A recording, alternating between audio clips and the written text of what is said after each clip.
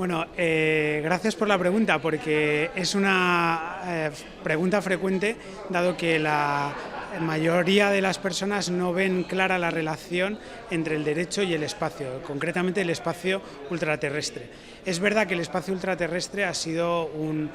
lugar de exploración y de paz para la humanidad, pero actualmente es también un dominio de gran interés económico, social, político e incluso tecnológico para las empresas y los gobiernos, y por lo tanto es un dominio en el cual el derecho también tiene algo que decir. Es verdad que en el espacio ultraterrestre ha aplicado un principio de no apropiación, no explotación, pero estos principios se van adecuando a los tiempos modernos y por lo tanto el derecho espacial, tiene también mucho contenido que aportar, sobre todo para dar seguridad jurídica, seguridad contractual, que las relaciones sean estables y que sean predecibles, que sean confiables y que en definitiva el derecho promueva también una mayor certidumbre y una mayor seguridad entre los distintos actores que actúan en el espacio. Pues para analizar las consecuencias primero debemos analizar la normativa. La normativa está establecida principalmente en tratados internacionales, pero también en legislación nacional. La normativa del espacio, aunque quizá por desconocimiento parezca que no existe o que no aplica, realmente tiene un contenido bastante amplio. Podríamos referirlo a tres puntos principales: el Tratado de Utilización del Espacio, el Tratado de todo lo que tiene que ver con el salvamiento y rescate de los astronautas, así como toda la actividad relacionada con el registro de objetos espaciales y el desarrollo de la industria espacial. Aquellos tratados del inicio de la carrera espacial hoy también están vigentes y por lo tanto nos ayudan en la regulación de aspectos tan importantes como los lanzamientos, todo lo que tiene que ver con la operación de satélites en órbita y también con las telecomunicaciones y otros servicios adicionales, como por ejemplo observación de la Tierra, así como la militarización del espacio en cuanto a comunicaciones. En ese ámbito, como ya se ve muy amplio, es muy importante tener en cuenta, como bien se preguntaba, las consecuencias. Es decir, la principal consecuencia es cumplir la normativa para evitar situaciones de incumplimiento. Y hay materias tan sensibles como el doble uso civil y militar que provoca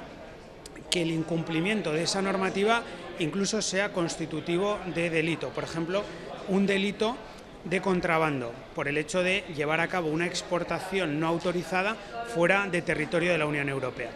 Y las consecuencias también son muy próximas a las empresas, como por ejemplo consecuencias económicas, no solo como pérdidas, sino como a veces restricción a un desarrollo de la actividad, consecuencias también sociales o de confianza, dado que quien incumple a veces puede verse en la escena general como un actor no confiable, y por último también unos incumplimientos que pueden provocar unas consecuencias jurídicas en términos de infracción administrativa o de delitos que aplican, en este caso sí que en la tierra, y que repercute directamente en la actividad de las propias empresas.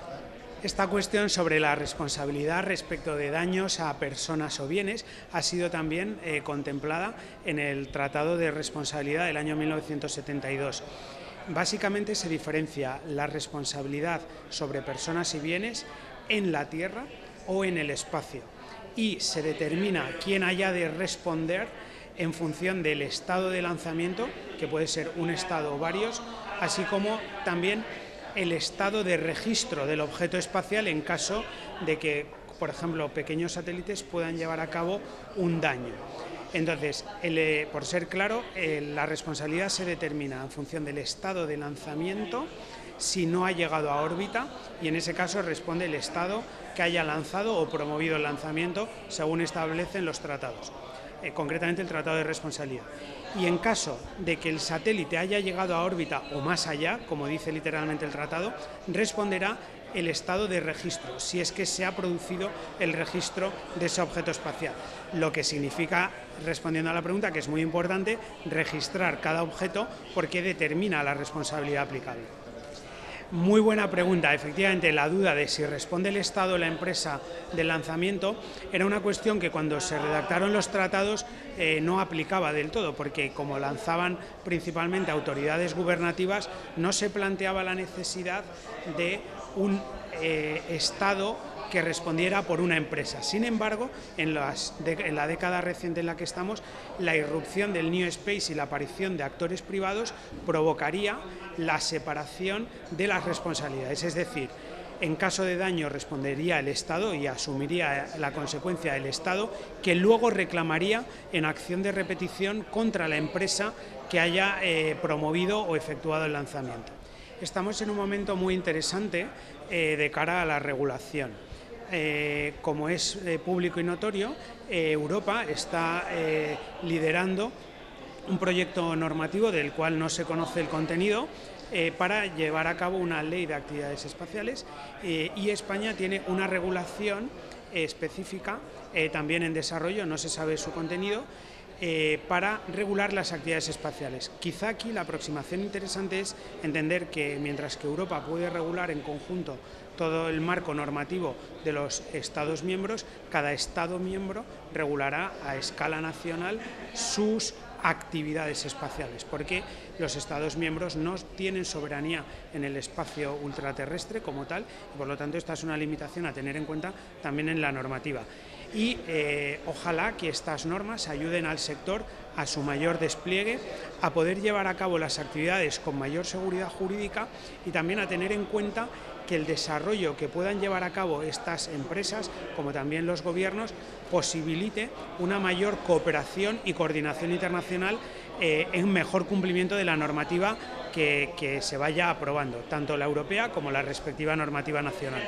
Bueno, sí que tiene sentido porque hay ámbitos de soberanía de cada Estado miembro que no han sido objeto de transposición a la Unión Europea y por lo tanto sí que tiene sentido una ley europea como un marco común y que luego cada Estado regule con sus especialidades, porque sí que se producen especialidades como por ejemplo de órganos administrativos, de capacidad sancionadora, de tramitación burocrática que cada Estado debe adecuar a su propio sistema e idiosincrasia interna.